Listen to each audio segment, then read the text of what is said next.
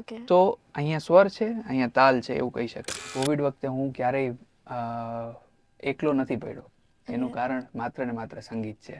કારણ કે અમારી સાથે સિતાર હતી અને હું એ વગાડીને મારો આનંદ પ્રાપ્ત કરતો.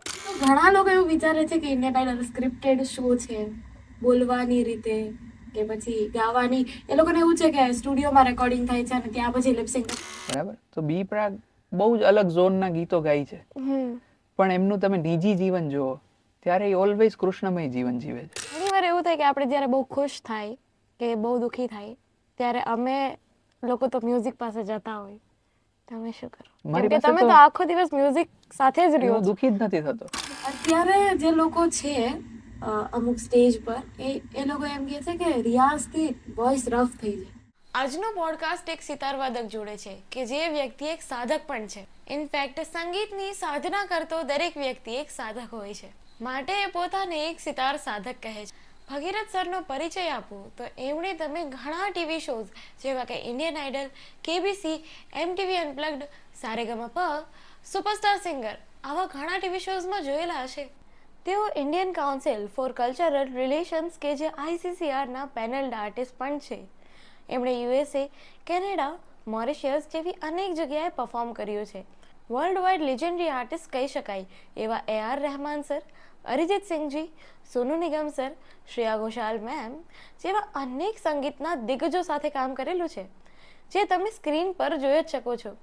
બોલિવૂડ મૂવીઝ જેવી કે રોબોટ 2.0, પદ્માવત, મિશન રાનીગંજ જેવા અનેક Hindi movies, award winning movie Hellaro તથા કહેવતલાલ પરિવાર, નાડીદોષ, કસુંબો જેવી amazing Gujarati movies, Bandish bandits, Kota factory, Gullak અને હીરા મંડી જેવી ઇન્ડિયાની મોસ્ટ એક્સપેન્સિવ વેબ સિરીઝમાં પણ એમણે સિતારનું સંગીત આપેલું છે. હાલ એમણે હોલિવૂડ પ્રોજેક્ટ અવતાર ધ એરબેન્ડરમાં પણ મ્યુઝિક આપેલ છે. આ પોડકાસ્ટ માત્ર સંગીતના સ્ટુડન્ટ્સ માટે જ નથી. આમાં સ્પિરિચ્યુઅલ ટોક, સેટિસ્ફેક્શનનું ઇમ્પોર્ટન્સ, રીબર્થ જેવા ઘણા ટોપિક્સ વિશે વાત કરવામાં આવી છે. Now let's enjoy the very first podcast with Bhagirath Bhatt only on Mitu talks.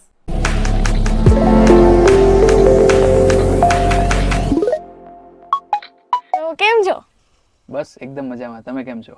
હું મજામાં છું. સંગીત વિશે તમારું શું કેવું છે? સંગીત શું છે તમારા માટે?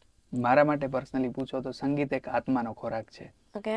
જે ક્યારેય એનાથી સંતોષ ન થાય. પર્સનલી મને એવું એક સંગીત તત્વ છે.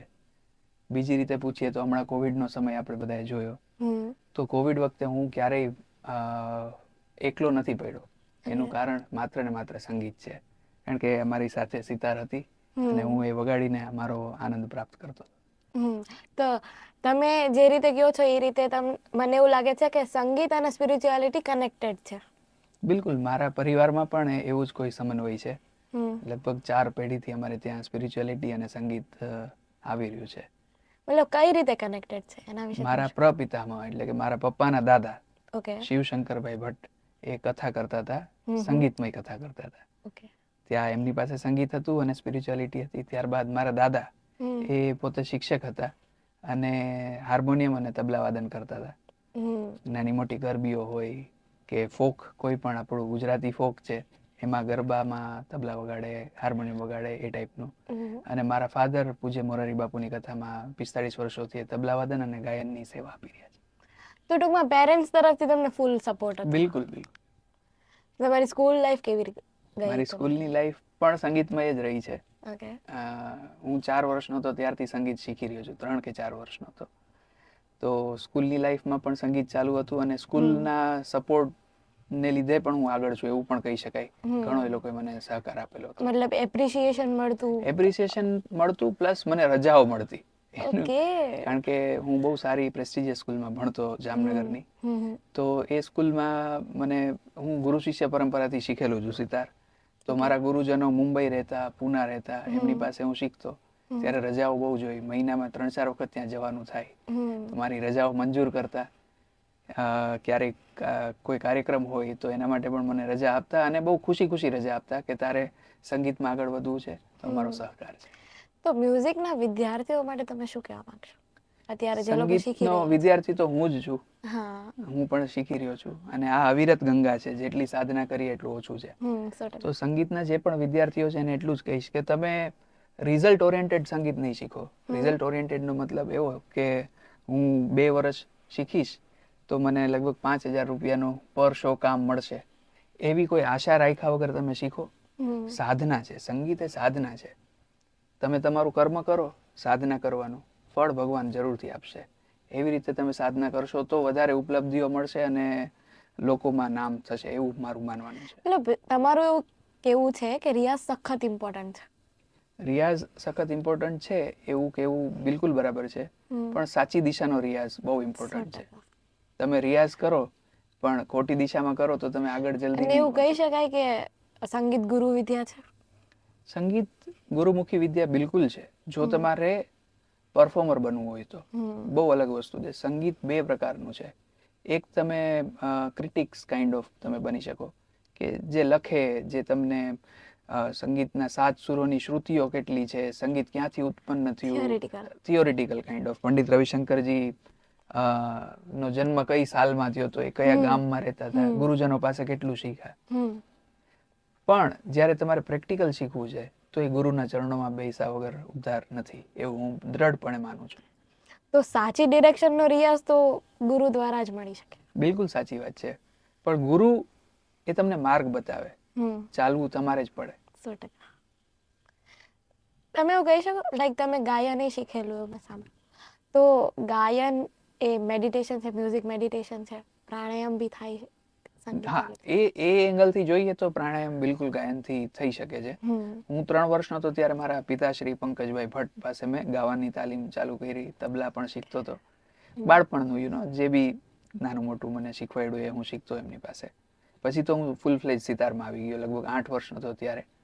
પણ આપણો મુદ્દો એ છે કે ગાયન દ્વારા મેડિટેશન થાય એ વાત સાચી છે, પણ હું એવું માનું છું કે કોઈ બી ઇન્સ્ટ્રુમેન્ટ દ્વારા તમે મેડિટેશન કરી શકો. મેડિટેશનનું ગુજરાતી થાય ધ્યાન. તમે કોઈ પણ એક જગ્યાએ તમારું ધ્યાન કેન્દ્રિત કરો તો એ તો સ્વર છે, તમે સ્વરથી ઈશ્વર સુધી પહોંચી જ શકો. જે માર્ગ કોઈ પણ હોઈ શકે. તબલા તમે બીજા કયા કયા ઇન્સ્ટ્રુમેન્ટ પ્લે કરી શકો? હું ફક્ત ને ફક્ત સિતાર શીખી રહ્યો છું. પ્લે તો હજી નથી કરી શકતો, હજી કરી જ રહ્યો છું, કોશિશ ચાલે છે. પણ તબલા અને ગાયન મેં શરૂઆતમાં શીખેલું હતું. હાર્મોનિયમ પણ સાધારણ વગાડી શકું, કીબોર્ડ પણ વગાડી શકું, પણ એક બેસિક ખાલી મારા નિજાનંદ માટે. પણ જ્યારે પ્રોફેશનની વાત આવે ત્યારે હું ફક્ત સિતાર ઉપર જ ધ્યાન કેન્દ્રિત કરું છું. બીજું એક ઇન્સ્ટ્રુમેન્ટ એ પણ મારા ફાધરની કૃપાથી મને આ ઇન્સ્ટ્રુમેન્ટ મળેલું છે એવું કહી શકાય. કારણ કે સિતાર જ્યારે હું નહોતો વગાડતો, ગાયન શીખતો હતો પપ્પા પાસે, ત્યારે એમણે મને મારામાં જોયું કે તબલા પણ સારા કરે છે અને ગાય છે પણ સારું. તો એવું એક ઇન્સ્ટ્રુમેન્ટ અપાવીએ કે જેમાં રિધમ પણ હોય અને સાથે સાથે સ્વર પણ હોય. તો જ્યારે સિતાર વગાડીએ ત્યારે રાઈટ હેન્ડમાં એક તાલ સાથે હાથ ચાલતો હોય અને અહીંથી મેલોડી પ્લે થાય. તો અહીંયા સ્વર છે, અહીંયા તાલ છે, એવું કહી શકાય. તો મારા ફાધરને થયું કે આ સિતાર એક યુનિક ઇન્સ્ટ્રુમેન્ટ છે અને એ અપાવીએ. પેરેલલી એક બીજું પણ કારણ હતું કે મારા ગુરુજી શ્રી ચેતનભાઈ શાસ્ત્રી, જેમની પાસે મેં સૌથી પહેલા સિતાર વાદનની તાલીમ શરૂ કરી, તો એ ખૂબ સારા જાણીતા કલાકાર હતા, જામનગરના છે. તો એમણે સૌરાષ્ટ્રમાં બહુ કામ કરેલું છે સિતાર માટે. બહુ જ બધા છોકરાઓને ફ્રીમાં સિતાર શીખવે છે, જે બહુ જ મોટી વાત છે. અને એમાં હું પણ એમની પાસે શીખો બહુ ભાગ્યશાળી માનું છું મને. તો મારા પિતાજીનું કહેવું એવું હતું કે જે પ્રોફેશનલ આર્ટિસ્ટ હશે ને એ જ એક આર્ટિસ્ટને જન્મ આપી શકશે, એવું એ માની રહ્યા છે. જેમ કે હું તમને સમજાવું કે કોઈ એકેડેમિક ક્લાસ હોય તો એમાં એકેડેમિક જ્ઞાન વધારે મળશે.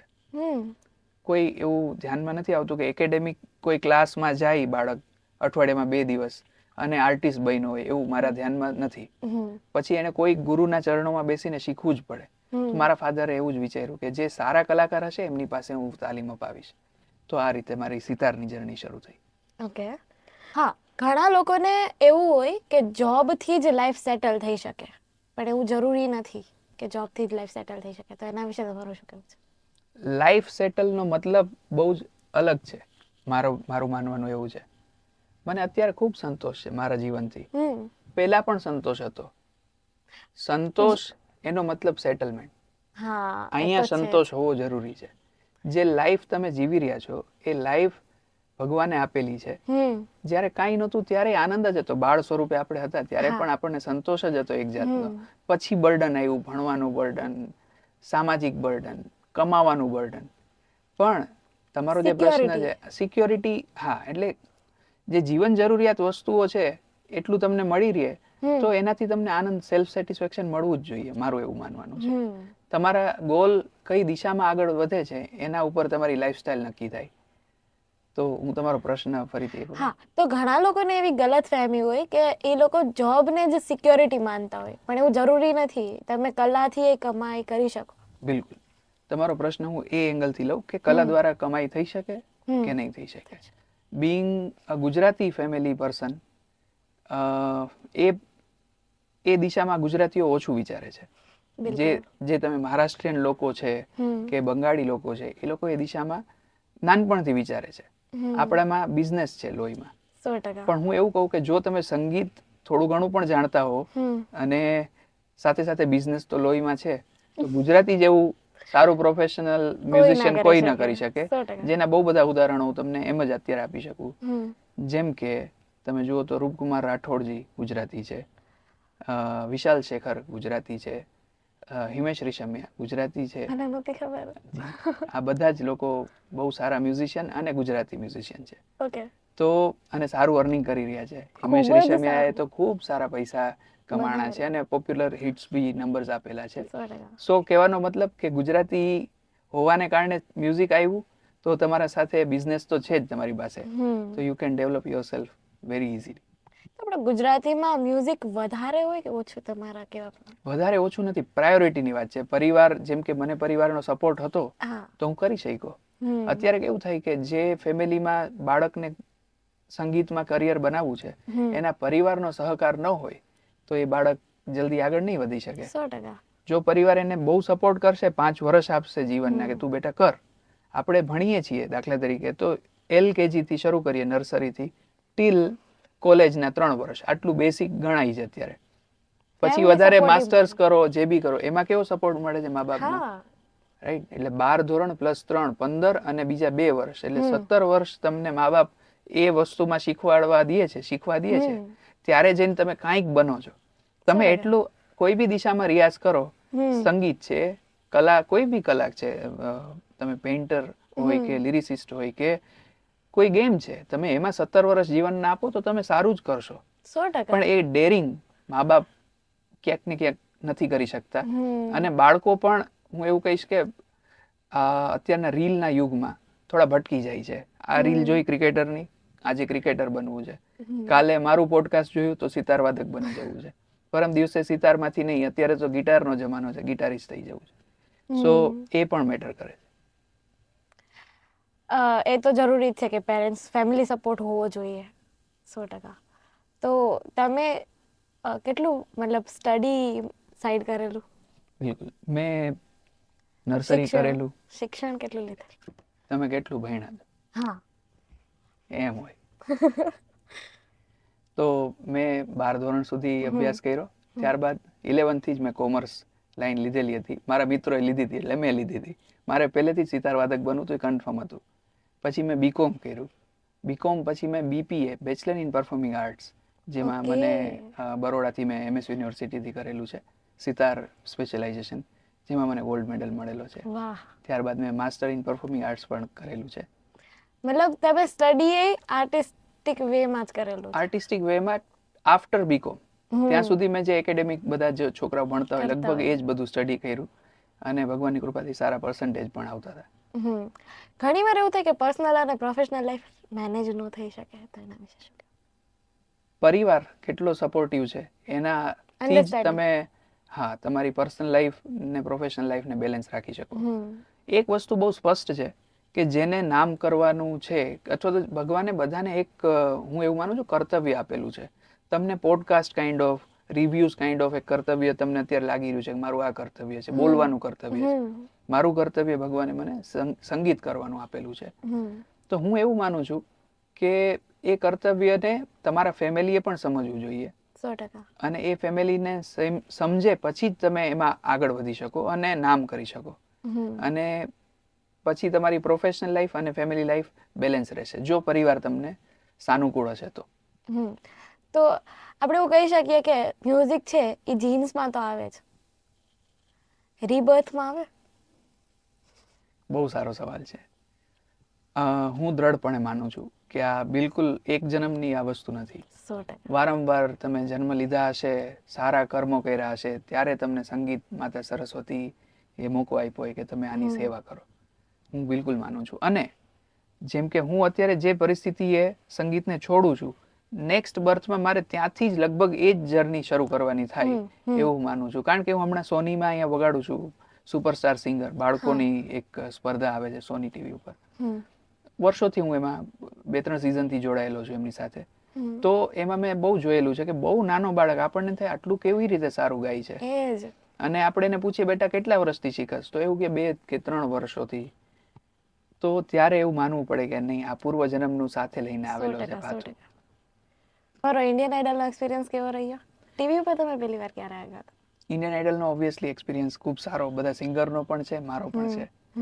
અને હું પહેલી વખત આવ્યો તો મને એવું યાદ આવે છે કે ડીડી ગુજરાતી ઉપર આઈ થિંક હું સૌથી પહેલી વાર આવ્યો. પછી હું આસ્થા ચેનલ, સંસ્કાર ચેનલમાં પણ વગાડતો કથાઓમાં, એટલે એમાં પણ આવેલો છું. અને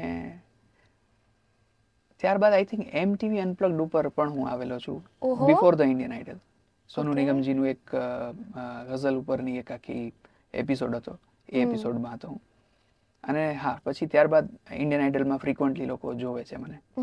તો ઇન્ડિયન આઇડલનો એક્સપિરિયન્સ તો સારો જ છે, પણ સાથે સાથે એ એક્સપિરિયન્સ મેળવવા પાછળ ઘણી બધી બીજી કડીઓ જોડાયેલી છે કે ખાલી સીધું ટીવીના આધારે તમને બૂસ્ટ મળે એવું જરૂરી નથી. 100%. મેં ઘણી બધી સિરિયલ્સમાં પણ વગાડ્યું, ગુજરાતી આલ્બમ્સમાં વગાડ્યું, ઇવન એકદમ રિજનલ કાઇન્ડ ઓફ ટ્રેક્સ હોય એમાં પણ વગાડેલું છે.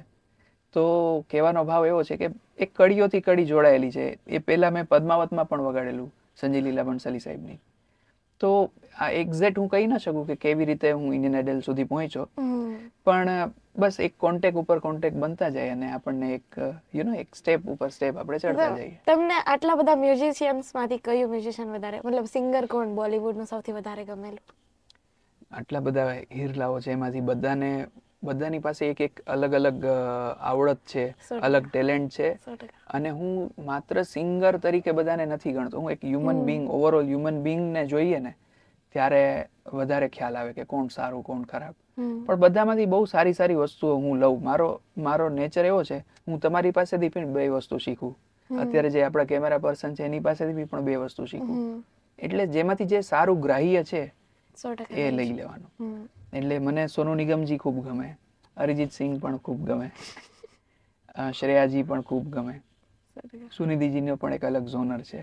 ઓબ્વિયસલી આપણા લેજન્ડ લતાજી, આશાજી બધા તો ગમે જ છે, રફી સાહેબ. પણ આપણો જે યુગ છે એ યુગ પ્રમાણે કહીએ તો આટલા લોકોને હું વધારે ચાહું છું. અરિજીત સિંહ, સોનુ નિગમ, શ્રેયાજી, સુનિધિજી. ફોર્ચ્યુનેટલી આ બધા સાથે મને કામ કરવાનો પણ યોગ પ્રાપ્ત થયો છે. સૌથી સારા કમ્પોઝર કોણ લાગે? મારા ફેવરિટ કમ્પોઝરમાં ઘણા બધાનું નામ છે, પણ હું શ્રેષ્ઠ કમ્પોઝર તરીકે મદન મોહન સાહેબનું નામ મેન્શન કરીશ. પછી એટલે મને ગમતા મદન મોહન સાહેબ, રહેમાન સાહેબ ઓબ્વિયસલી, RD બર્મન સાહેબ, SD બર્મનજી. અત્યારના બી બધા જ બહુ જ સરસ, અમિત ત્રિવેદી, સચિન જીગર સાહેબ, ઘણા બધા છે. બધાનું સંગીત, બધાનું મેં કીધું ને એક સ્પેશિયાલિટી હોય. એ સ્પેસિફિકલી સોંગ સાંભળીને આપણને એમ થાય કે વાહ, આ સોંગ તો અમિત ત્રિવેદી જ બનાવી શકે. એટલે પર્ટિક્યુલર એ ઝોન જ્યારે મળે ને ત્યારે એની વધારે કલા બહાર નીકળીને આવે. ઘણી વાર એવું થાય કે આપણે જ્યારે બહુ ખુશ થાય કે બહુ દુઃખી થાય ત્યારે અમે લોકો તો મ્યુઝિક પાસે જતા હોય. તમે શું કરો? કેમ કે તમે તો આખો દિવસ મ્યુઝિક સાથે જ રહ્યો. હું દુઃખી જ નથી થતો. વાહ. હું દુઃખી સિરિયસલી જરાય ઓલું સારું લગાડવા નથી કહી રહ્યો. મને સિરિયસલી એટલું બહુ ક્યારે દુઃખ લાગે કે એવું બહુ નથી. મને મારા ફેમિલી બી કહે કે તારી કોઈ ચોઈસ જ નથી એમ. અત્યારે બી શું જમવાનું બનાવવું એવો સવાલ કરે. હું કહું જે બી તમને યોગ્ય લાગે, મને બધું જ ભાવે છે અને એટલા જ પ્રેમથી હું જમું. તો કહેવાનો મતલબ સુખ દુઃખ એ આપણે કરેલું છે. 100%. એ આપણા અંદરથી તમને અત્યારે આમાં કમ્ફર્ટ ન પણ આવે, બની શકે એસી ચાલુ છે, સરસ બેસવાનું છે, તમને કદાચ કમ્ફર્ટેબલ ન લાગતું હોય, પણ મને ફૂલ કમ્ફર્ટેબલ છે. ઘણી વખત હું જનરલ બોગીમાં પણ ટ્રાવેલ કરું છું, એમાં પણ આનંદ, અને ફ્લાઇટમાં પણ આનંદ. આનંદ ગોતતા આવડવું જોઈએ તમને. 100%.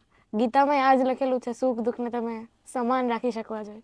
મને બહુ ખ્યાલ નથી. પણ તમને ખ્યાલ છે ને, તમે પ્રેક્ટિકલ લાઈફમાં કરેલું છે. રેપિંગ કલ્ચર વિશે તમારું શું કહેવું છે? જો કલ્ચર જે દિશામાં માણસોને લઈ જાય છે એ દિશામાં પણ ચાલવું જોઈએ. અને હું એવું માનું છું કે શાક રોટલી પણ ભાવવા જોઈએ, પિઝા પણ ભાવવા જોઈએ, સાથે સાથે બીજા દેશોનું ફૂડ પણ તમને ભાવવું જોઈએ.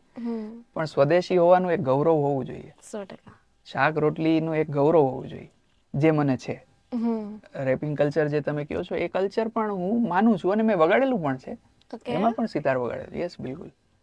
પણ મને ઇન્ડિયનનેસ ઉપર વધારે પ્રેમ છે. ક્લાસિકલ આપણું. ક્લાસિકલ છે, લાઇટ ક્લાસિકલ છે, બોલિવૂડ છે, ઇન્ડિયન વસ્તુ છે ને, આપણું એસેન્સ છે, એના ઉપર વધારે ગૌરવ છે. તમારો ફર્સ્ટ સ્ટેજ પરફોર્મન્સ? મારું ફર્સ્ટ સ્ટેજ પરફોર્મન્સ સરસ્વતી મંદિરમાં હતું. પૂજ્ય મોરારી બાપુનું એક ગુરુકુળ છે મહુવામાં, ત્યાં મેં સૌથી પહેલી વખત સિતાર વાદન કરેલું. આઈ થિંક હું 9 કે 11 ની વચ્ચેનો કોઈ મારી ઉંમર હશે. એટલા નાના? જી. ત્યારે તમને મતલબ આમ ઓડિયન્સને જોઈને જરાક ડર લાગ્યો હોય કે એવું ક્યારે થયેલું? એક વસ્તુ હું તમને કહું, જે વસ્તુ બાળપણમાં થઈ ગઈ હોય ને, એ વસ્તુ તમને જેમ કે મારી દીકરી ભાગ્યશ્રી 4 વર્ષની છે, એને અત્યારે હું કદાચ બાજુમાંથી સરપ બી પાસ થાય ને તો એને ડર નહીં લાગે, કારણ કે એને ખબર જ નથી કે એ શું કરે. ઓકે. રાઈટ. એ ડર ત્યારે જ જતો, એ કદાચ બને કે એને પકડીને ફેંકી દે આગું, એને ડર નહીં લાગે એ વસ્તુનો, એને ખબર જ નથી. એટલે એ બાલ્યાવસ્થામાં જે બી કામ કરાવે, કોરી પાટી, એમાં જે બી અક્ષર પડે એ તમે કરી શકો. ત્યારે પબ્લિકની સામે પરફોર્મન્સ આપતી વખતે એક નર્વસનેસ જરૂરથી હશે, પણ મને રિકોલ નથી થતું કે મને ડર લાગેલો કે નહીં. પણ મને જ્યાં સુધી હું મને ઓળખું છું, હું જેટલું ઓડિયન્સ સામે હોય એટલું વધારે ખીલીને બહાર આવું, એવું મને લાગે છે. હા, જો સામેનું ઓડિયન્સ એટલું સપોર્ટિવ અને એપ્રિશિએટ કરતું હોય તો. લાઈફમાં ચેલેન્જીસ આવેલા આ લાઈફ જ્યારે તમે શરૂ કરી અત્યાર સુધી? જો બધાની લાઈફમાં ચેલેન્જીસ હોય જ, અને મારી લાઈફમાં પણ આવેલા.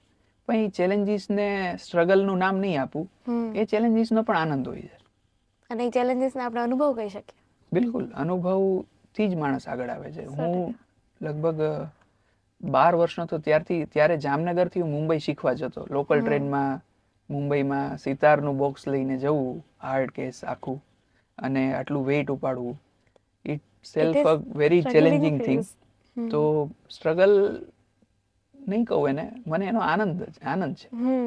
એક વિચિત્ર સવાલ છે કે ક્યારે એવું થયેલું કે તમારાથી કઈ ભૂલ થઈ ગઈ હોય અને પછી તમને એવું લાગે કે યાર આ નહોતું કરવાનું, આના કરતા બેટર આ કરી લીધું હતું? માણસ માત્ર ભૂલને પાત્ર. એટલે ભૂલો જીવનનું અભિન્ન અંગ છે. હું દર વખતે મારા વિદ્યાર્થીઓને પણ એવું કહું કે ભૂલ એક વાર હોય, બહુ 2 વાર હોય, પણ ત્રીજી વાર તમારી આદત બની ગઈ કહેવાય. 100%. આ એક સૂત્ર હું કહું ને. બીજું કે તમે જે ભૂલ કરો છો ને એનું તમને જ્ઞાન ખાસ હોવું જોઈએ કે અહીંયા મેં ભૂલ કરી, તો તમે બીજી વાર એને સુધારી શકશો.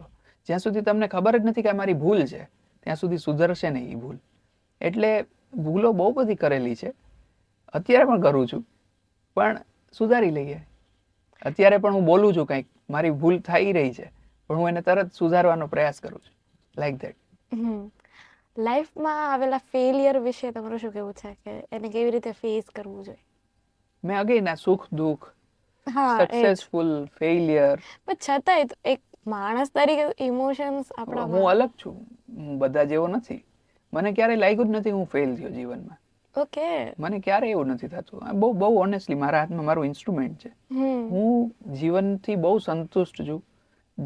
મેં વિચાર્યું નહોતું કે હું એક જામનગરનો છોકરો આવા મોટા ટીવી ચેનલમાં વગાડશે, દુનિયાના જે મેઇન સિંગર્સ છે એ લોકો સાથે વગાડશે, 32 વર્ષની ઉંમરે આખી લગભગ દુનિયાના મોટા મોટા દેશો ફરી લેશે. મને બહુ સંતોષ છે. અને ફેલિયર શબ્દ પણ આપણે જ ઉદ્ભવેલો છે ને. સક્સેસફુલ અને ફેલિયર શું હોય? મેં તમને કીધું એમ, સાધના કરવાની તમારે. સાધના કરો, કર્મ કરો, ફળ ભગવાન આપશે. તો આપણે એવું કહી શકીએ કે સ્પિરિચ્યુઅલી વધારે આગળ હોય નોર્મલ વ્યક્તિ કરતાં એક મ્યુઝિક વાળો વ્યક્તિ, જરૂરી નથી, સોરી. એવું? હા, મ્યુઝિક કરનારો વ્યક્તિ સ્પિરિચ્યુઅલ હોય એવું બહુ જરૂરી નથી. એને કઈ જે ગુરુ શિષ્ય પરંપરાથી જોડાયેલો હશે ને એ સ્પિરિચ્યુઅલ બની શકે હોય. પણ સંગીતના ઘણા બધા માધ્યમ છે. તમે જેમ કીધું રોક વર્લ્ડ છે આખું, 100%. જે ડ્રગ્સ લઈને જ કદાચ પરફોર્મન્સ દેતા હશે, તો એ માણસ સ્પિરિચ્યુઅલ ના હોય. જે માણસ 100%. ચાલુ શોમાં એનું ગિટાર તોડી નાખે, એ હાઉ કેન એ સ્પિરિચ્યુઅલ હોય? ન બને છે. એવી જ રીતે જેમ કે તમે કીધું રેપર ની વાત આગળ કરી, તો એ લોકો સ્પિરિચ્યુઅલ ન પણ હોય. હવે હું એનું એક અલગ ઉદાહરણ આપું. જેમ કે મારા મિત્ર છે અને બહુ જ મોટા ગાયક છે અને હું પણ એમને બહુ રિસ્પેક્ટ કરું છું, બી પ્રાગજી. બરાબર? તો બી પ્રાગ બહુ જ અલગ ઝોનના ગીતો ગાય છે, પણ એમનું તમે નિજી જીવન જુઓ ત્યારે એ ઓલવેઝ કૃષ્ણમય જીવન જીવે છે.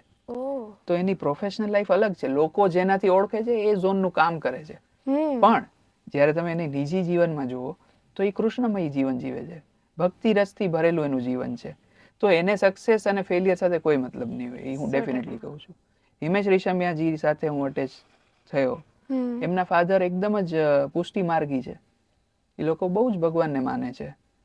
તો આઈ ડોન્ટ થિંક સો કે એ લોકોને પણ સક્સેસ અને ફેલિયર સાથે બહુ મતલબ હશે એવું મારું માનવું છે. સો ઘણા લોકો એવું વિચારે છે કે ઇન્ડિયન આઇડલ સ્ક્રિપ્ટેડ શો છે, બોલવાની રીતે કે પછી ગાવાની. એ લોકોને એવું છે કે સ્ટુડિયોમાં રેકોર્ડિંગ થાય છે અને ત્યાં પછી લિપસિંગ જ થાય છે ખાલી. ના, બિલકુલ જ એવું નથી. લાઈવ જ ગવાય છે, વન ટેક જ ગવાય છે અને એટ અ ટાઈમ જે વાગેલું છે કે જે ગવાયેલું છે એ જ વસ્તુ એ લોકો રાખે છે. હા, બોલવામાં ભૂલ પડે, જેમ કે after the song, before the song કંઈક બોલવામાં ભૂલ પડે તો એ બધું એ લોકો એડિટ કરે છે ને એ લોકોને ફરીથી બોલાવડાવે છે. ન બોલતા આવડે તો શીખવાડે પણ છે. પણ મેઇન આ સિંગિંગ રિયાલિટી શો છે જેમાં સિંગિંગ બિલકુલ રિયલ છે. તો સ્ક્રિપ્ટેડ નથી એવું કહીશ. તો સોંગમાં જે પડેલી ભૂલ હોય એ સ્ટેજ ઉપર જ પડેલી હોય એવું? Yes, absolutely. અને એટલા બધા રિહર્સલ કરાવે અને છોકરાઓ પણ એટલા ટેલેન્ટેડ હોય છે અને ઓફકોર્સ મ્યુઝિશિયન પણ ટેલેન્ટેડ હોય છે કે એ લોકો આટલા રિહર્સલ પછી ભૂલ ન પડે. તમે જૂના કોઈ બી ગીતો સાંભળો, 100 મ્યુઝિશિયન સાથે વગાડતા અને ભૂલ નથી જ પડતી, બીકોઝ એ રિહર્સ વસ્તુ છે. 3-4 દિવસ સુધી એક જ ગીતનો રિયાઝ થયેલો હોય તો ભૂલ ના પડે. એવું જ આમાં છે. લોકોએ સમજવું પડશે બધી વસ્તુ સ્ક્રિપ્ટેડ નથી હોતી.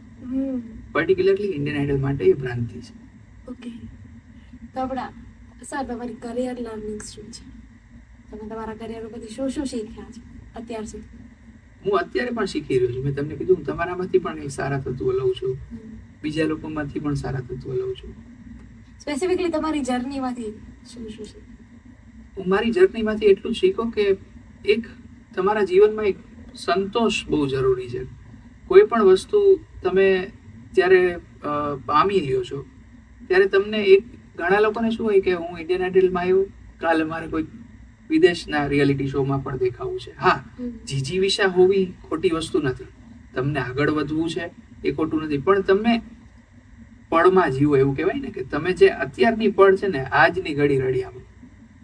અત્યારે હું જે કરું છું મને એનો આનંદ હોવો જોઈએ. પણ હું એમ કહું કે આ તમારા પોડકાસ્ટમાં નહીં, મને કાલે જે પોડકાસ્ટનું છે ને એમાં મને બહુ મજા આવશે. એ માણસને ક્યારેય સંતોષ નહીં મળે એના જીવનમાંથી. તમે સમજ્યા? પળમાં જીવવું પડે તમારે, એટલે તમને મજા જ આવશે. સો ક્યારે તમને નેગેટિવ પબ્લિસિટી કરવાની ઈચ્છા થયેલી? પબ્લિસિટી જ હું નથી કરતો, નેગેટિવ કે પોઝિટિવ. એક્સપોઝરની ભૂખ હોય લોકો, ઘણા લોકોને હોય. હા, મને નથી. મને બિલકુલ નથી. મને ભગવાને મારી ક્ષમતા કરતા ઘણું ઓલરેડી આપેલું છે અને અગાઉ પણ આ જ એક વસ્તુ નથી મળતી ને લોકોમાં. હા, પણ એ લોકો છે. હું છું. બસ બધાની પ્રકૃતિ અલગ હોય. નેગેટિવ પબ્લિસિટી શું? પબ્લિસિટી જ હું બહુ એવી કઈ, તમે મને તો પર્સનલી ઓળખો છો કે મારો સ્વભાવ એવો નથી કે હું પબ્લિસિટી કરું. વધારે બોલતો બી નથી. આજે કદાચ જીવનમાં કદાચ સૌથી વધારે લાંબુ બોલતો હોઈશ એવું હું માનું છું. મતલબ આટલું કામ રહેવાનું રીઝન શું? કારણ કે મારી પાસે બહુ કામ છે. ઓકે. જેની પાસે કામ ન હોય ને, વર્ક, એને પછી આવું બધું બહુ કરવું પડે, બીજા બધા સ્ટન્ટ્સ. એવું હું માનું છું પર્સનલી. અને આધ્યાત્મમાં પણ બહુ મોટો ફાળો ભજવે છે કે તમને એ બહુ કામ આવે જીવનમાં. જેમ કે હું ભણેલો બીકોમ ભણેલો છું, વેસ્ટ નથી, એ મારું ઇન્વેસ્ટ છે. કારણ કે હું અત્યારે જે કમાઉં છું એને પછી કઈ રીતે મારે એને ઇન્વેસ્ટ કરવું જેથી મને સંતોષ મળે ભવિષ્યનો, એનું પ્લાનિંગ અત્યારથી કરું છું થ્રુ ધેટ એજ્યુકેશન.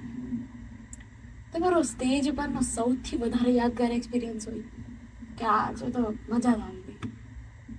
એક વાત કહીશ તમને હું, મને મારા પરફોર્મન્સથી બહુ મજા નથી આવતી. મને બહુ આનંદ થાય, હું વગાડતો હોઉં ત્યારે મને બહુ આનંદ થાય, અંદરથી હું બહુ હેપી હોઉં. પણ જ્યારે એ જ પરફોર્મન્સ હું ફરીથી સાંભળું ને ત્યારે મને એમ થાય આટલી કચાશ હજી રહી ગઈ છે.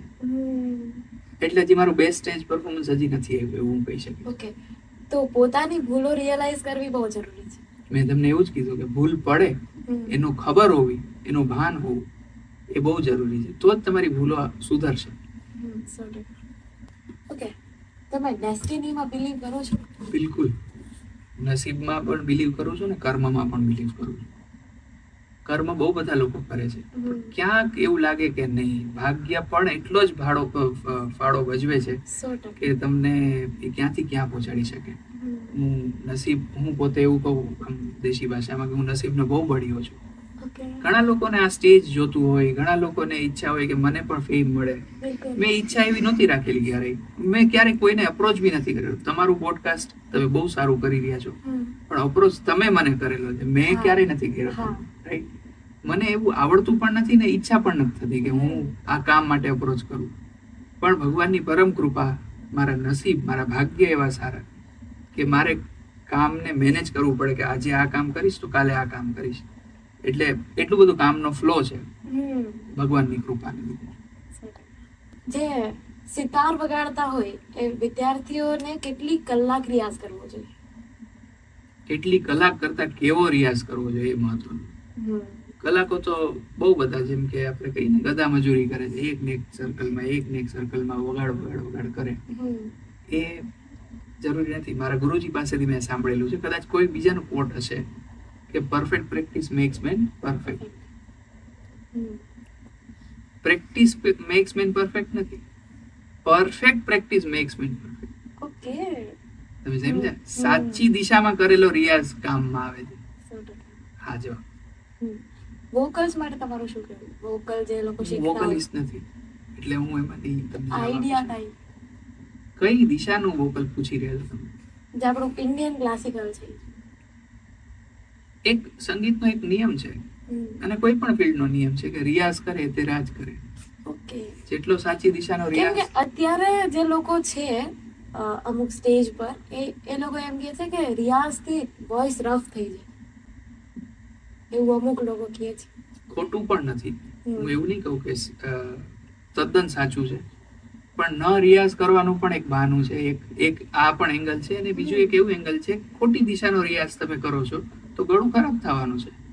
એટલે જ મેં આપણા પોડકાસ્ટની શરૂઆતમાં જ કીધું કે આ વિદ્યા ગુરુના ચરણોમાં બેસીને શીખવાની વિદ્યા છે. તમે ખોટું કરો કે સાચું કરો, હા, પણ ગુરુજી પણ એવા હોવા જોઈએ કે જે પોતે આર્ટિસ્ટ હોય, જે પોતે શીખડાવી શકે. ઘણી વખત ગુરુ તમને એવું ખોટું માર્ગદર્શન આપી દે જેના ઉપર રિયાઝ કરો તો ગળું ખરાબ પણ થઈ શકે છે. મ્યુઝિક થ્રુ કમાઈ કરવાની સાચી ઉંમર એ કોઈ પણ ઉંમર સાચી જ કહેવાય. હું મારા ફંડા તમને કહી રહ્યો છું તો મારી જ વાત કહીશ કે મ્યુઝિક થ્રુ કમાઈ જ્યારે તમે કરવા ઈચ્છો છો ત્યાં જ તમે ખોટા છો. ઓકે, તમે મ્યુઝિકને સાધના બનાવો, તમે પેશન બનાવો, કમાણી ઓટોમેટિકલી થશે. હું સવારે ઉઠીને હું એવું ન વિચારું કે મને કાલે કામ શું મળશે. હું મારો રિયાઝ વધારીશ, હું મારી મહેનત વધારીશ, કામ ઓટોમેટિક સામે આવશે. તમારું કામ બોલે છે અલ્ટિમેટલી. મતલબ હું એમ પૂછવા માંગુ કલાથી કમાણી સુધીની સફર શું છે? કલાથી કમાણી બેનું સામંજસ્ય છે, પણ બહુ સામંજસ્ય ક્યારેય નહીં બને, કારણ કે સરસ્વતી માતાજી અને લક્ષ્મીજી બે સાથે હોય એવું બહુ રેર હોય. તમારે એ સમજીને ચાલવું પડે. મેં અગેન ને અગેન કહીશ કે આ પેશનની વાત છે. તમે એટલી જ મહેનત ક્રિકેટમાં કરો તો કદાચ ખરબો કરોડોમાં રમો, આમાં કદાચ તમે લાખોમાં રમો, પણ અંદરનો સંતોષ મેટર કરે છે કે તમને અંદરથી શું ફીલ થાય છે. સંગીત દ્વારા મને સંતોષ મળે છે એટલે મેં સંગીત પસંદ કર્યું. બીજા લોકોને ક્યારેક ક્રિકેટ રમવાથી સંતોષ મળે તો એ લોકો ક્રિકેટ પસંદ કરે. તમારી ડોટરને ઇન્ટરેસ્ટ કરો મ્યુઝિકમાં? મારી દીકરી સુરમાં ગાય છે, પણ અત્યારે એનો જે ઉંમર છે 4.5-5 વર્ષની છે, તો મને એવું થાય કે દીકરી રમે એ મને વધારે જોવું ગમે. જ્યારે જ્યારે ક્યારેક હું રિયાઝ કરતો કોઈને શીખવાડતો હોઉં અને એ ગાઈ લે 2-4 સુરમાં, તો એનો મને આનંદ છે. પણ હું એને અત્યારમાં એવું નહીં કહું કે તું આમ જ શીખ. થોપવાની વસ્તુ નથી આવી ગઈ, 100%. અંદરથી એક પ્રેરણા થાય ને પછી હીરો ઓલરેડી હોય જ છે. સંગીત જે બી સંગીતકાર છે કે કોઈ બી આર્ટિસ્ટ છે કોઈ બી ફોર્મેટનો, એ ઓલરેડી હીરો હોય છે, તરાશવાનો જ હોય છે. કોઈ નાનું બાળક 1.5 વર્ષ 2 વર્ષથી મ્યુઝિક સાંભળતું હોય તો એ ત્યારથી સુરની સેન્સ આવી જાય એનામાં? બિલકુલ આવે. મેં કીધું એમ પૂર્વજન્મનું ભાથું લઈને આવે છે વ્યક્તિ. પૂર્વજન્મમાં નથી, મતલબ અત્યારે જ તમારે પ્રિપેર. એવું તમે કઈ રીતે કહી શકો કે પૂર્વજન્મમાં નથી? હા, એ બી છે. જેનું બેકગ્રાઉન્ડ મ્યુઝિક વાળું નથી અને છતાંય ઈ બાળક મ્યુઝિકમાં આગળ વધે છે, અને એ નાનપણથી એકદમ નાનપણથી. બિલકુલ કરી શકે. અને બહુ બધા આપણી પાસે ઉદાહરણ પણ છે કે જેના બેકગ્રાઉન્ડમાં સંગીતકાર નથી, જેના પરિવારમાં નથી, કે દૂર દૂર સુધી સંગીત સાથે લેવા નથી, એ લોકો પણ કરે છે. એમાં તો રિબર્થ જ લાગે. ત્યારે એવું થાય કે કદાચ પૂર્વજન્મનું હશે, કાં તો તમે આ જન્મમાં બહુ મહેનત કરી છે અને તમે પામી લીધું છે. તો સખત મહેનત કરવાથી મ્યુઝિક આવડી જ જાય એવું?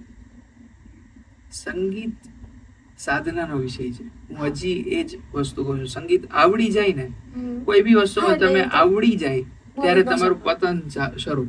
કારણ કે એક ટોચ ઉપર તમે શિખર ઉપર પહોંચી ગયા, પછી તમારે હજી આગળ વધવું છે તો કેમ આગળ વધશો? આમ જ આગળ વધાશે. ત્યાં તો એન્ડ ડેડ એન્ડ આવી ગયો ને. તમારે સાધક બનીને જ રહેવું પડે. તમે હમણાં મને મહારાષ્ટ્ર ગૌરવ પુરસ્કાર મળ્યો ભગવાનની કૃપાથી, તો એમાં પણ મને પૂછ્યું કે તમારે શું નામ લખાવવું છે? સિતાર માઇસ્ટ્રો ભગીરથ ભટ્ટ આવું? મેં કીધું નહીં, સિતાર સાધક ભગીરથ ભટ્ટ લખો. કારણ કે હું એ પંથથી જોડાયેલો છું કે સાધના તત્વ છે આ. હું કોઈ વાદક જ્યારે બની જઈશ ને ત્યારે મને એવું છે કે મારી પડતી શરૂ. એટલે હું ઓલવેઝ સિતાર સાધક ભગીરથ ભટ્ટ આવું જ કહું છું. હવે સાંભળી તમારું સિતાર? બિલકુલ. તમારું કોઈ ફેવરેટ સોંગ? ઘણા બધા સોંગ જે બી અત્યારે ટ્રેન્ડિંગ હોય એ આપણને વધારે અપીલ કરતા હોય. તમે હું સોંગના માધ્યમથી લોકોને આકર્ષિત કરું છું, પણ મારા આત્માનો ખોરાક જો કહીએ તો શાસ્ત્રીય સંગીત છે. હા, તો પેલાના લોકો જેવું માનતા, ધારો કે તાનસેન છે એ ગાય ત્યારે વરસાદ આવતો, દીવા સળગી જતા એની જાતે, પ્રગટી જતા, તો એના વિશે તમારું શું કહે છે? હું એ એરાનો નથી સંગીતકાર, એટલે બહુ મને ડિટેલમાં નથી ખબર કે શું હશે, પણ એવું જોઈએ કે જૂના માણસોની જે પ્યોરિટી છે એ આપણા કરતા તો વધારે જ હતી. તો અત્યારે હું એવું મહેસૂસ કરું કે હું કોઈ રાગ વગાડું અને 4 લોકો રડતા હોય, એવું પોસિબલ બનેલું છે, ઘણી વખત બનેલું છે. તો એ 100% શક્ય બને કે તાનસેનજી ગાતા હોય અને દીવા પ્રગટી જાય, એમાં હું આશ્ચર્ય નથી મને એ વસ્તુ. તો આપણે એવું કહી શકીએ કે સંગીત એ જ પ્રકૃતિ છે, કે સંગીત પ્રકૃતિ હારે કનેક્ટેડ છે? બિલકુલ પ્રકૃતિ જ છે. સંગીતને તમે એનાથી અલગ જોઈ જ નહીં શકો. કારણ કે પક્ષીઓના કલરવમાં સંગીત છે, પાંદડા હલતા હોય એમાં પણ એક સંગીત છે, દરિયાના મોજા ચાલતી હોય એની એક લય છે. પર્ટિક્યુલરલી લયમાં જ મોજા ચાલશે એવું નહીં કે તમને એમાં બહુ વિભિન્નતા જોવા મળે. એનો પણ સ્કેલ હશે. એટલે પ્રકૃતિ અને સંગીત અલગ છે જ નહીં, એમાંથી જ આપણને સંગીત મળેલું છે એવું હું કહીશ. પ્રકૃતિને જોતા, પ્રકૃતિ દર્શન કરતા કરતા કોઈને ઉદ્ભવ્યું હશે સંગીત. આપણે કહીએ કે સંગીત તો પહેલેથી હતું જ, આપણે એને સમજ્યા છીએ, ટ્રાય કરીએ છીએ, સમજ્યા તો છીએ જ. મેં એ જ કીધું કે પ્રકૃતિનું દર્શન કરતા કરતા લોકોને થયું કે આ સરસ લાગી રહ્યો છે આ સાઉન્ડ, ચાલ હું એને ગાવાની ટ્રાય કરું. સૌથી પહેલા તો ગળું જ હતું લોકો પાસે, ગાવાની ટ્રાય કરી, પથ્થરો ઉપર એમણે વગાડ્યું, કંઈક કોઈ ધાતુ ઉપર વગાડતા હતા અને પોતાનો નિજાનંદ ગોતતા હતા. સાંજ પડે લોકો શું કરે, બધા ભેગા થઈને આપણે ત્યાં સત્સંગ કરે સૌરાષ્ટ્રમાં. એવી રીતે લોકો બની શકે કે કંઈક પોતાની ભાષામાં ગાતા હશે, સાંભળતા હશે, પક્ષીઓનો કલરવ સાંભળીને પ્રેરણા થઈ હોય કે હા આ પણ સંગીત છે, ચાલ આપણે પણ ટ્રાય કરીએ. સિતાર શીખવાની તમે શરૂઆત કરેલી, તમારી પૂરી જર્ની, ધારો કે અત્યારે કોઈને સિતાર શીખવાનું શરૂ કરવું છે તો એને કઈ રીતે જવું જોઈએ? એક જ રીતે જ આવવું જોઈએ, ગુરુના ચરણોમાં બેસીને શીખવું જોઈએ. બસ અને એમાં કોઈ રોજે રસ રિયાઝ કરવો છે. એબ્સોલ્યુટલી સ્વાભાવિક. બસ હવે તમે સંભળાવી દો કંઈક અમને. જરૂર. શું સાંભળવા ઈચ્છો છો? કોઈ પણ રાગ યા ફિર કોઈ પણ સોંગ. જરૂર. બંને, આમ તો બંને જ સાંભળો. હવે એમાં કટ આવશે. મેં સિતારને આટલું નજીકથી પહેલી વાર જોયું. આ રાખજો. તમે જે વાત કીધી કે સિતારને નજીકથી પહેલી વાર જોયું, એ જ યંગસ્ટર્સ પાસે હું કોશિશ કરું છું કે યંગ લોકો પાસે જાઓ, એને આપણા ઇન્સ્ટ્રુમેન્ટ પ્રત્યે એને પ્રીતિ થાય એવું કંઈ વગાડું. 100%. તો આ ઇન્સ્ટ્રુમેન્ટ આ છે, ફ્લૂટ છે, આ બધા ડાયરેક્ટ દિલને અડે એવા છે. બિલકુલ. પણ લોકોને વધારે પશ્ચિમી સંગીત તરફ ઝુકાવ હોય છે, અને પશ્ચિમ વાળાને આપણા ઇન્સ્ટ્રુમેન્ટ. મારા લગભગ 100%. 50 વિદ્યાર્થીઓ હશે જેને હું ઓનલાઈન શીખવાડું છું વિદેશની ધરતી ઉપર. તો કહેવાનો ભાવ કે એટ્રેક્શન એવું જ હોય કે ઓપોઝિટ જાય. હા. એનું જ નામ એટ્રેક્શન, કે તમને તમારા દેશની સંસ્કૃતિ નહીં, બીજી સંસ્કૃતિ, જે ખોટું નથી, જાણવું જોઈએ, પણ ગૌરવાન્વિત તો તમને તમારી સંસ્કૃતિ ઉપર જ થવું પડે અને થવું જોઈએ. એ આપણું શું કહેવાય, એક આપણી ફરજ છે. 100%. તો હું એક શાસ્ત્રીય સંગીત બહુ આખું લાંબુ 1 કલાકનો રાગ નહીં વગાડું તમારી સામે, પણ એક ચારુકેશી નામનો રાગ છે જે થોડો 2-5 મિનિટ વગાડું, અને એની સાથે સાથે આપણા હિન્દી બોલિવૂડ સોંગ પણ કેવા જોડાયેલા છે એવું થોડું એક ડેમોન્સ્ટ્રેશન આપું.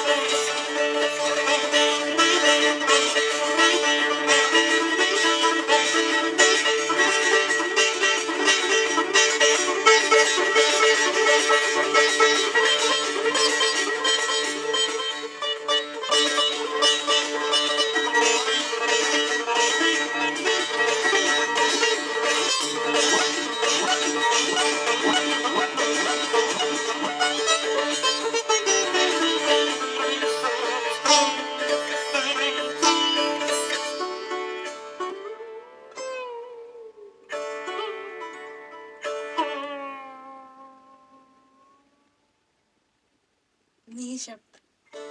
Thank you. તો રાગ ચારુકેશી છે.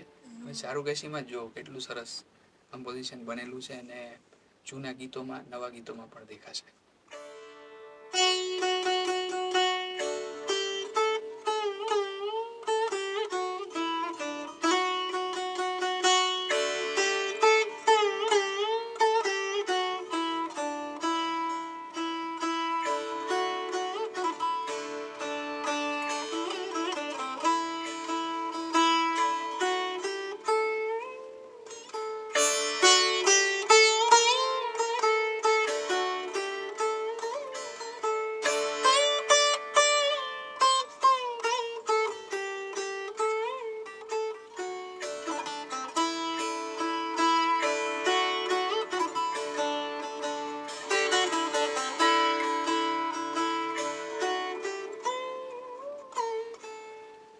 હવે નવું ગીત.